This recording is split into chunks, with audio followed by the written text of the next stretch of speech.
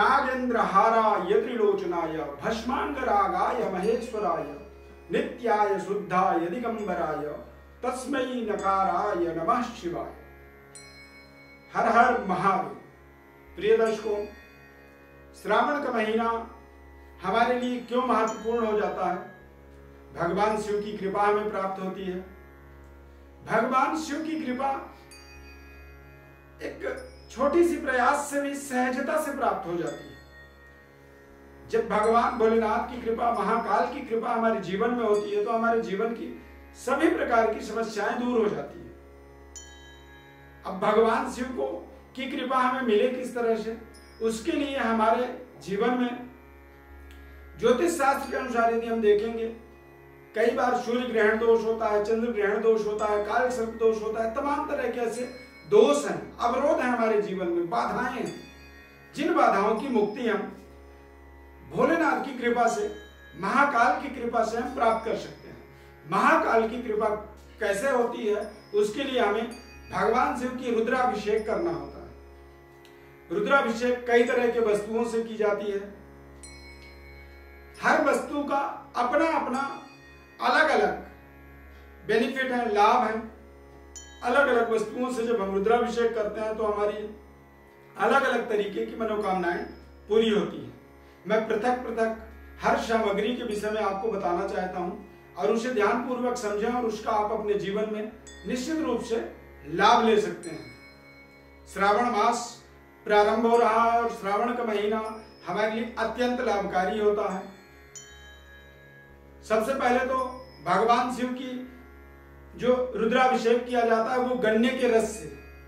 गन्ने के रस से जब हम अभिषेक करते हैं तो हमारा दुर्योग नष्ट हो जाता है, भाग्य का उदय होता है और महालक्ष्मी की कृपा होती है हमारे ऊपर। दूध से रुद्राभिषेक, गाय के दूध से रुद्राभिषेक करते हैं, सुख शांति समृद्धि, और जिन बच्चों को विद्या प्राप्ति में बाधा आ रही है उनको विद्या प्राप्ति की एक ताकत मिल जाती है। शहद से भगवान शिव का जब हम अभिषेक करते हैं तो असाध्य रोग, कैंसर रोग जैसे भी बीमारियां नष्ट हो जाती हैं और हमारा जीवन स्वस्थ तंदुरुस्त हो जाता है। सरसों के तेल से जब हम अभिषेक करते हैं तो शत्रु और शत्रुता दोनों ही चीजों का विनाश होता है। कोर्ट केस इत्यादि चल रहे होते हैं और हम उनसे परेशान होते हैं तो उसमें भी हमें संपूर्ण रूप से विजय की प्राप्ति होती है। गंगा जल से जब हम अभिषेक करते हैं, उन लोगों को गंगा जल से अभिषेक करना चाहिए जिन लोगों को संतान प्राप्ति की आवश्यकता है, जो संतान प्राप्ति के लिए इच्छुक हैं और संतान नहीं हो पा रहा है, तो गंगा जल से आपको रुद्राभिषेक करना चाहिए।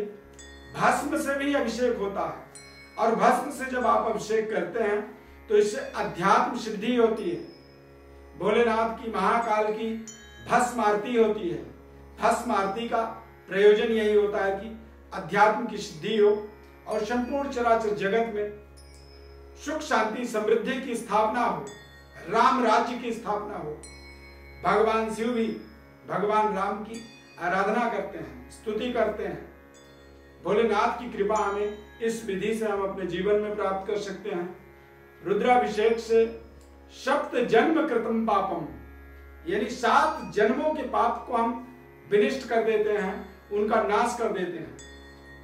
सभी प्रकार के दुर्योगों का नाश होता है और जिस धरती पे, जिस जगह पे एक बार रुद्राभिषेक हो जाता है तो बंजर धरती में भी फसल उपज होने लगते हैं, यानी कि सभी प्रकार के बाधाओं का निराकरण हो जाता है। कई बार हम देखते हैं कि तमाम ऐसे घर होते हैं जिन घरों में अशांति, झगड़े, कलह, क्लेश, कष्ट, परेशानी निरंतर चलते रहता है। यदि उस घर में एक बार भगवान शिव का रुद्राभिषेक कर दिया जाए तो मेरा मानना है कि निश्चित रूप से वो सभी प्रकार की बाधा उनके जीवन से निकल जाता है। आप सभी के जीवन में भोलेनाथ की कृपा बने।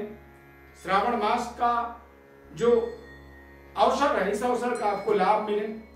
महादेव की, महाकाल की कृपा सदैव बनी रहे, ऐसी हमारी शुभकामना। ढेर सारी शुभकामनाओं के साथ हमारे इस चैनल को आप जरूर सब्सक्राइब करें, लाइक करें, बेल के बटन को क्लिक करें, निरंतर हमारे साथ जुड़े रहें। बहुत बहुत धन्यवाद। जय माता दी।